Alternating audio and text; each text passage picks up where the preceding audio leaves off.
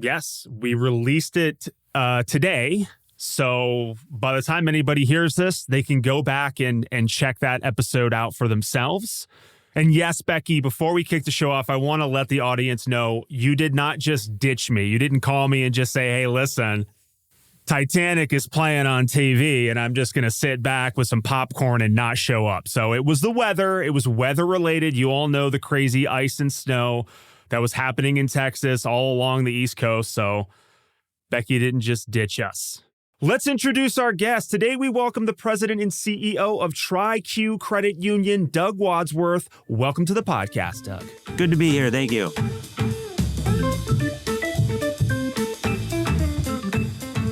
For years, small credit unions have complained about regulatory burdens. Now they're getting what they asked for. In December 2025, the NCUA launched a deregulation project following Trump's executive order unleashing prosperity through deregulation. The agency is reviewing all its regulations with comment periods closing February 27th of this month. Proposed changes include eliminating collateral requirements for surety agreements, streamlining advertising rules, and reducing catastrophic event reporting. That's a lot of stuff, but I have no idea if that gets to the root of any of the issues that smaller credit unions are facing. Doug, I'm sure you're familiar with this. What parts of the NCUA's deregulation effort do you think will actually help small credit unions? And do you think there is any possibility for this to backfire? First of all, I don't think there's any chance for a backfire. And probably not a lot of it's going to help. It won't help my credit union. I don't see many of it helping other small credit unions, but it's the right direction. So I'm really excited about it. I totally support it. But how much will it help? Not very much. There's lots of other areas that I'd love to talk about that would help that the NCUA can do. Yeah, let's talk about some of those areas then, because when we talk about the regulatory burden, I guess there's a lot of things that I hear. So I want to hone in, first of all, on the regulations, the burdens that you think are kind of the biggest buzzkill for the growth and the existence of small credit unions right now.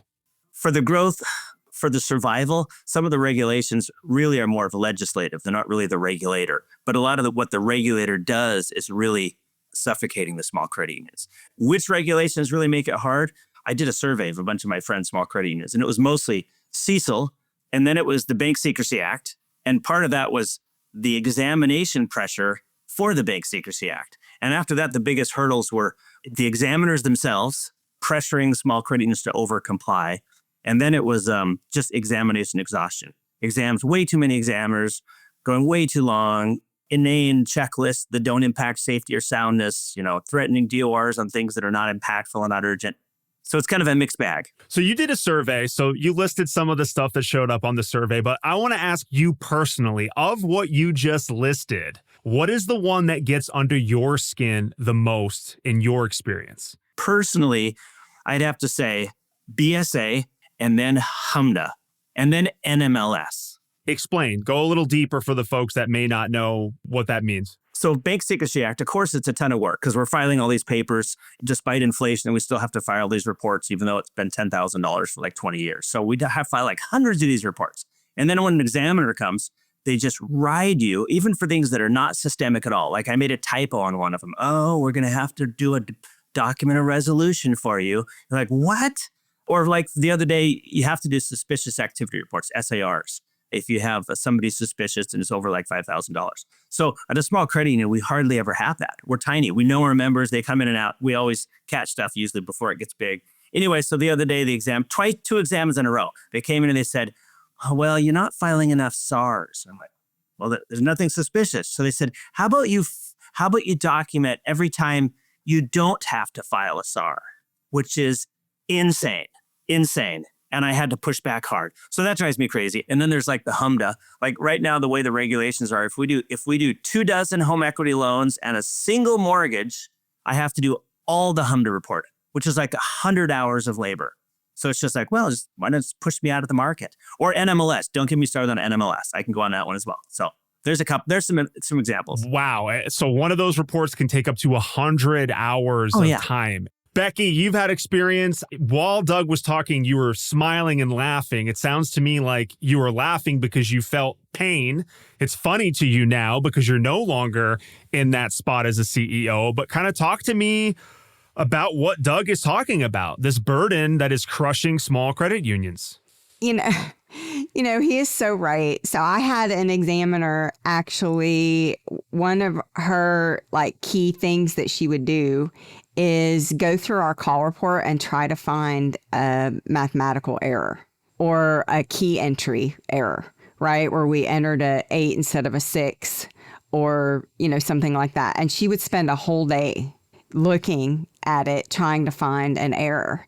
And if she did find an error, which frankly, most of the time she found at least one that was minuscule and really not material, but we would have to go and refile the whole call report. And, it's for what?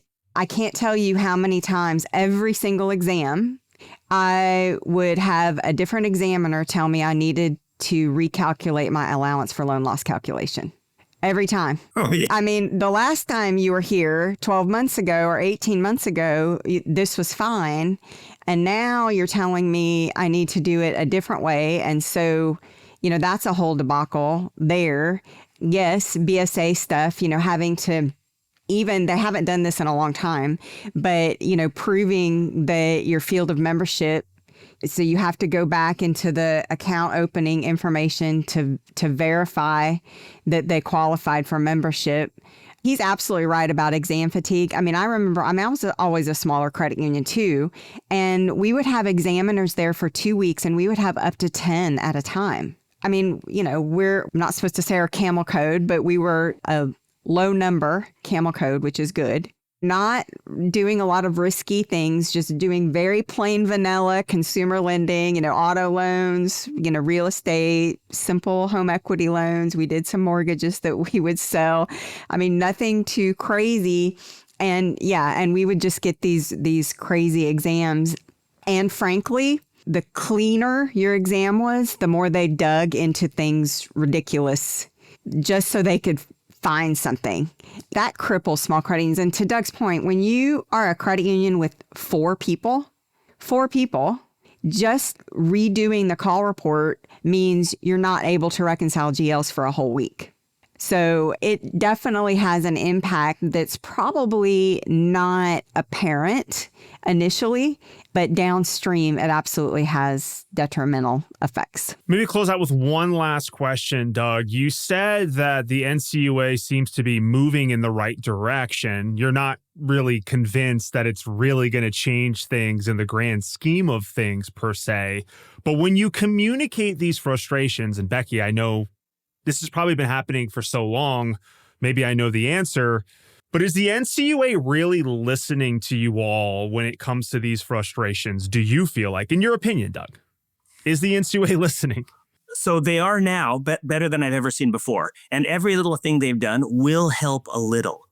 So boy, I welcome it. 100% I welcome it. But they're still pretty small. The big problems are still over-compliance pressure, which falls down to the individual examiners at your location. Because they can change whatever they want up at the top. But then by the time you filter all the way down to the people in the small shops, it's not getting there. Like the right sizing regulations, the flexibility for small credit unions, the over-compliance pressure, those things are really hard to change on the front line, even though they're trying to change them at the top. If you've been listening to this show, AI is everywhere, but businesses still aren't seeing real value in the technology. While over 800 million people use ChatGPT and employees quietly admit to using AI at work, formal business adoption tells a different story. Just over 10% of large companies have embedded AI into their production processes. That's according to the U.S. Census Bureau. And my favorite little study that I pulled for this segment, last year, there was an MIT study that found that 95% of business AI pilots failed to generate any return at all. Credit unions, we're talking about AI. There's a lot of hype around it. Some credit unions are adopting it early. There's a lot that are not. Doug, I'm just going to hit you with this one real quick off the top, and then we can get into the study. Do you think AI is failing to deliver the value it promised? No. Matter of fact, I think it's been fantastic so far. Now, you get a bunch of companies or vendors that throw the letters AI into their business name, and really, they don't really do much of it. But as far as from small credit unions, me and a lot of my friends, we're using it a lot, and we're just going to use it more. So I'm thrilled. I mean, it could take something that would take me 4 hours, and it takes me 4 minutes instead. And that's I've just got like a Grok AI subscription for $30 a month, and I got a handful of projects on there. It's incredibly useful, and I can only see it increasing. Talk to me about some of the use cases. Is there one particular use case that you love the most? I really want to understand, how are you using it? Yes. So for instance, I'm pretty involved with regulatory advocacy for small credit unions. I've got a little group of credit unions and I'm working with them. So anytime there's a new regulation, you can plug it into AI and it'll analyze it and the effects that it'll have on a small credit. And of course, you got to double check references and whatnot, And then if I want to do, for instance, you mentioned the NCUA and they have all those regulatory proposals. So there's a whole list of them. There's 4 different sections that have come out now. So I can just use AI to analyze all of them. Then I can give it my organization and my perspective, and I can have it write for me a support comment that I can post on the NCUA website. And normally that would take me hours, and I can do it all in like 10 minutes. So huge time saver. And sorry, how that would have taken you hours? What you just did in 10 minutes, that would have taken you multiple hours? Oh yeah, for sure. Becky, let me pass the mic to you. I'm going to hit you in a different direction, which is, why do you think so many businesses in this MIT study are reporting a failure to see a return? And I'm using air quotes for the folks listening. Fear. They're afraid that AI or some disembodied technology is going to disrupt their business model. And their business model could be, very people heavy, and they don't want to admit that using AI does replace people. I think that fear is unfounded, because I think that means that AI can replace some of the things that people do, which frees people up to do things different or do other things instead of doing that. Like Doug was talking about, instead of spending 3 hours contemplating how he's going to write a letter to NCUA, he can do that in 3 minutes and he can get on with the rest of his day. Now, does that mean that he just got replaced? Well, maybe for that 3-hour task he did, but I don't think he's going to complain about that, right? So I think that these companies in some regard are fearful of admitting that, maybe there's a technology out there that just reveals the iterative and repeatable nature of what they do. I want to piggyback on what you said about repeatable, because tell you a little story that'll set you up nice, Doug, for this question I have for you, because I've been thinking about this, thought about this one in the shower. There was I used to intern at a company, long story short, in New York City, went to a friend's going away party. And one of the girls that I interned with said, I just got a new job at this software company. I'm not going to say their name. They were the biggest software company of the 20th century. Starts with an I, ends with an M. I think we all know who we're talking about. She told me their process, she said, don't tell anybody, but their processes are a disaster. Their data is scattered. And this is a company that is supposed to be the epitome of process and organized data. So my question to you, Doug, is it an AI problem, or do a lot of organizations just don't have the right process and strategy in place to implement AI in an effective fashion? From the small credit union perspective, I mean, that may be true. From the small credit union perspective, it's just new and it's just different. So for small credit unions, as far as AI, it's just a matter of starting to use it and figuring out how it can help. So I don't know if that answered your question, but it's kind of a different from the perspective from my level. Well, talk to me about, so are you saying that small credit unions have a solid process, or are you saying they don't have a solid process and there's a little bit of impromptu that goes along with using AI? I don't understand how are you connecting process to small credit unions? The AI to process for small credit unions? Because when you use AI, typically you're using it in a workflow. If you think about an assembly line, the traditional way that businesses operate with, I'm going to do this task. Here are the 17 steps that I'm going to use to take forth this task. For AI to really be effective, you have to understand the steps in which you as a human are going to take to accomplish individual tasks. when you look at a lot of organizations, they think they have a process for getting tasks done, but that process is often very loosey-goosey. You may have one person in accounting that does things that's Shirley's way of doing things. It's not documented. So it's more about documented processes internally that can then be fed to the AI to make it more effective. Do you think in your world, there's simply a lack of true documented processes, or is that simply not the case? Not the case so much. Although garbage in, garbage out with AI, if you can't plug in the process, but most small credit unions aren't really plugging it into a process in that way. It's more like, I need to work on a letter that I have to write. Help me write the letter. Or I need to research a specific topic. So they still have their process. During the process, they're pulling out little pieces, little AI tools throughout the process. So it's a little different. I think you answered my question a little bit. And Becky, I saw you kind of like going, yes, yes, yes. And Becky, maybe following up here to close out the segment, maybe that is the problem that a lot of these larger organizations are having. Like Doug's saying, sounds like Doug and a lot of people are pecking. It's not part of a larger process organizationally.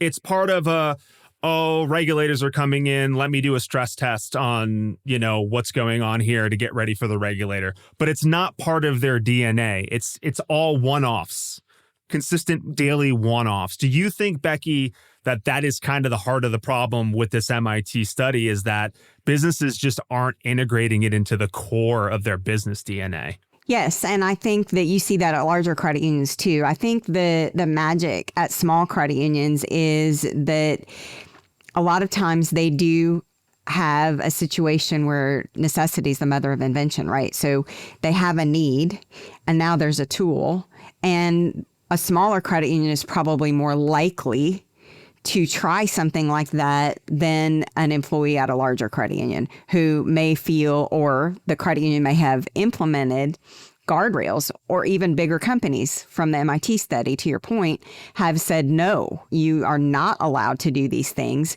And so, an entrepreneurial shop, a startup, a smaller organization like a credit union is probably more apt to try things because there isn't some institutional guardrails. There's not some risk officer that's saying, no, no, no, no, no, no. So I think that in some cases, that compliance and that risk and that fear can be a barrier to innovation. So that's where I think small credit unions can win. Small credit unions tend to do a lot of DIY. That's perfect for AI. For nearly 10 years, Pure IT has helped credit unions modernize their technology, strengthen their cybersecurity posture, and build strategic roadmaps that align with their mission to serve members. They don't show up with a one-size-fits-all solution. Instead, Pure IT meets your credit union exactly where you are, whether you're tackling infrastructure upgrades, navigating regulatory pressure, or trying to stretch a small IT team across big institutional priorities. Pure IT's approach is simple. Put strategy first, reduce complexity, and give leaders the clarity they need to make confident technology decisions.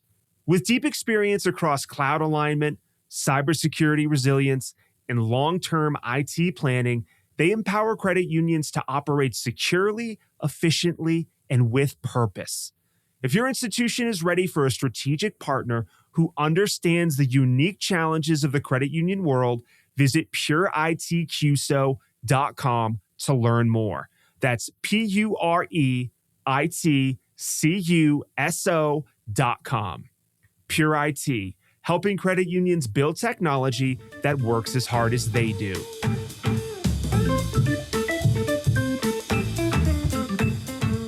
Scott Simpson, the new president and CEO of America's Credit Union, spent his first months meeting with credit union leaders across the country.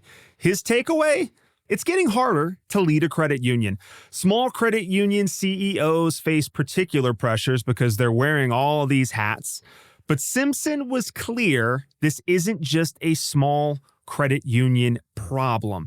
Doug, Scott Simpson says it's getting harder to be a credit union CEO, but in my mind, I'm thinking to myself, hasn't it always been really, really hard to be a credit union CEO? Because You're juggling all these different roles, responsibilities. So my question, Doug, in your opinion, what specific challenges or pressures have changed in the last few years that would make Scott Simpson say that it's getting harder to be a credit union CEO? Although I'd agree that it is getting harder, I don't know how well I'd agree. Although Scott Simpson's great, ACU's great, Merrick's great, I don't know how much I'd agree that it's more difficult for everyone. I think it's more weighed towards a burden on the small credit unions. And part of that's been happening for the past couple of decades. The regulatory burden's been growing.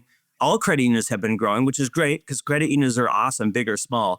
But as they grow, more regulations come in. And small credit unions have kind of been asleep at the wheel. We haven't really been at the advocacy table. We're kind of busy in our small shops.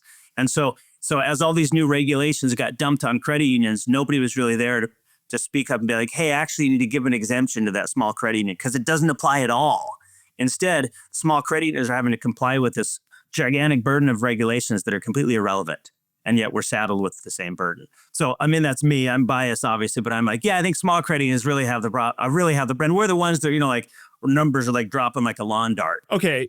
Aside from the regulatory stuff, let's say I'm your small credit union therapist, Doug, and I climb in through your window. I don't know why I'm climbing in through your window. I'm your therapist. I'm on call. I'm your on-call small credit union therapist.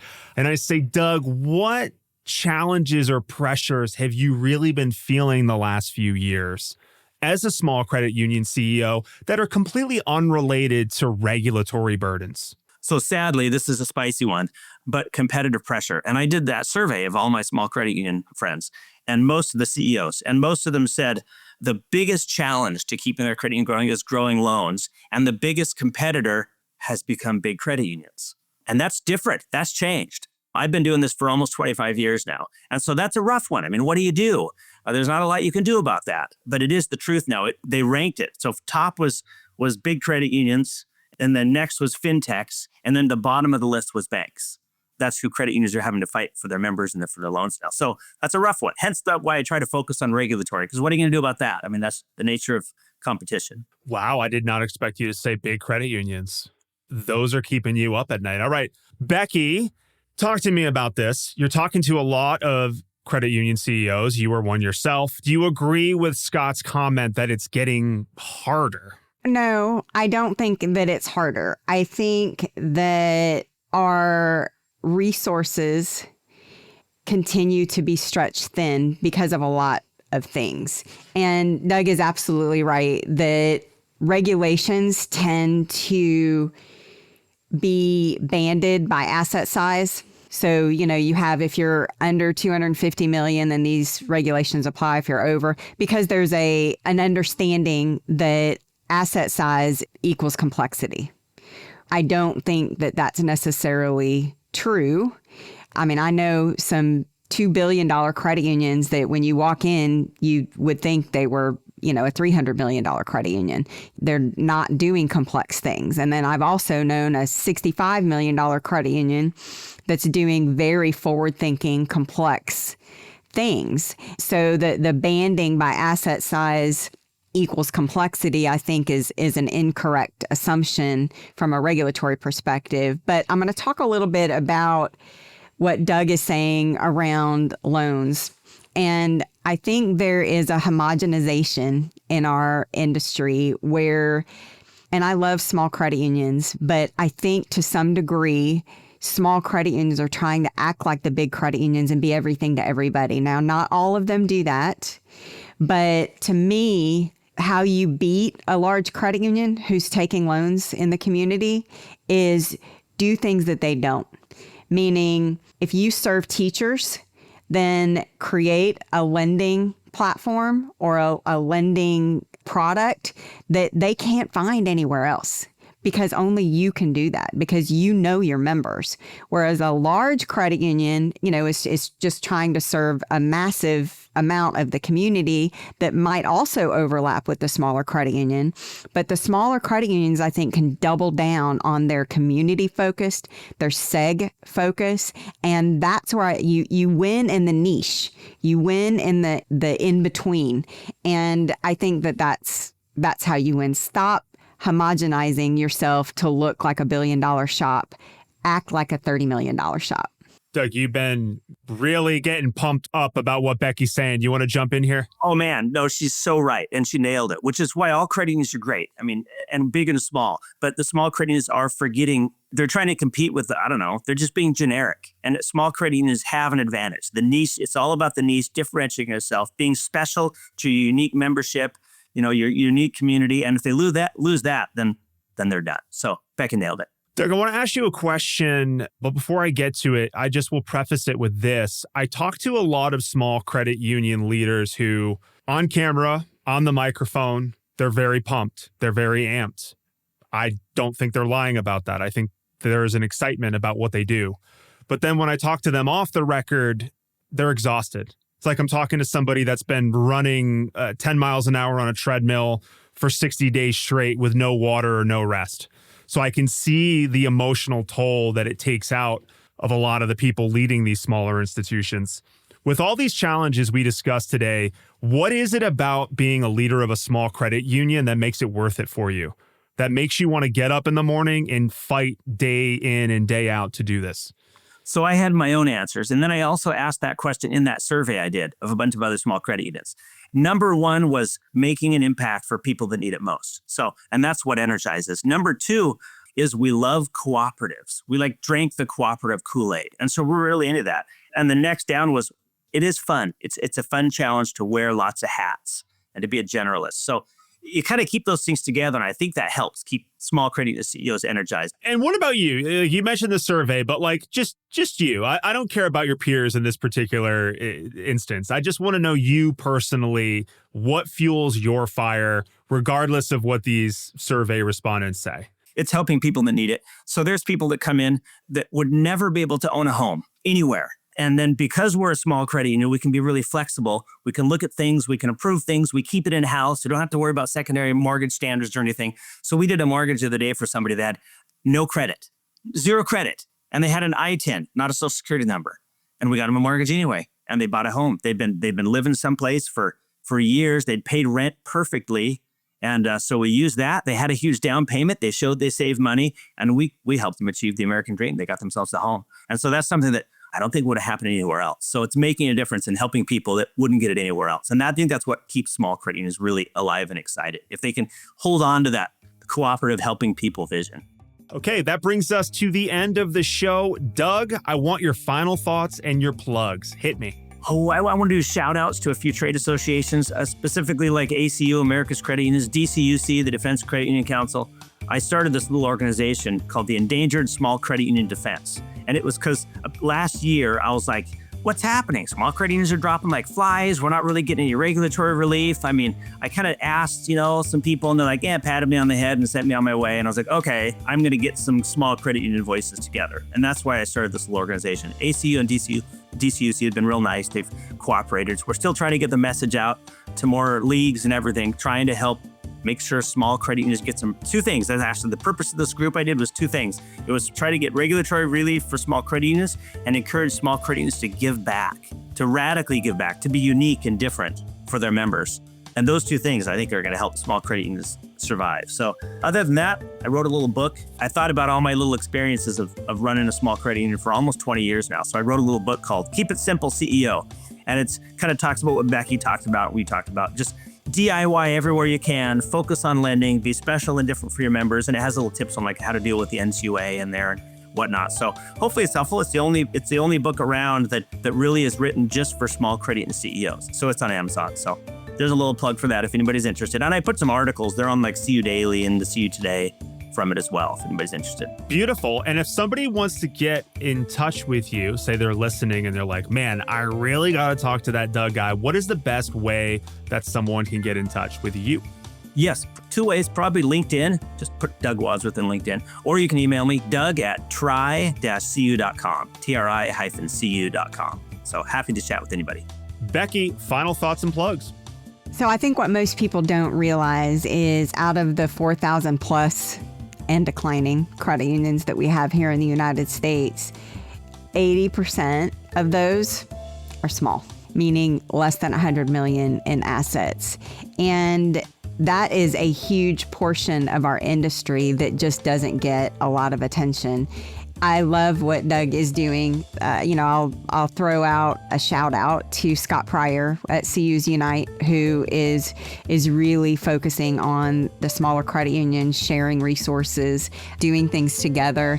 That multi-voice advocacy. I think that because small credit unions, it's the day-to-day, right? I mean, you are like on the ground working every single day. Sometimes things like advocacy, speaking up for yourself, are things that get missed. Looking out for help, asking for help, collaborating together, working on solutions, combining your resources, because you're just trying to keep your head above water most of the time. And so I think that organizations and people like Doug and Scott who can highlight these things and facilitate these discussions, I think that we don't have to get together in person anymore. You don't have to leave your institution. You can do a Zoom call or you can do a Teams call. You can get together and collaborate in ways that just were not possible even 10 years ago. But sometimes we still get stuck in the 10 years ago, mindset. And so I'm very bullish on the market. I would love to see small credit unions band together. 80% of our industry is a huge number, and it's a massive voice. How can people get in touch with you, Becky? Tell me, because I don't know. LinkedIn, baby. LinkedIn, baby. Okay, I want to thank our guest, Doug. I want to thank my co-host, Becky Reed, and I want to thank our sponsor, Pure IT. You can learn more about Pure IT by heading over to pureitqso.com. And of course, special thanks to our listeners for continuing to listen and support another episode of Grow Your Credit Union. If you like the show, please follow us on your podcast player of choice. If you want to be a guest or would like to talk about sponsorship opportunities, head to growyourcreditunion.com to learn more. Thank you for listening. We will see you next time. Take care. Bye-bye.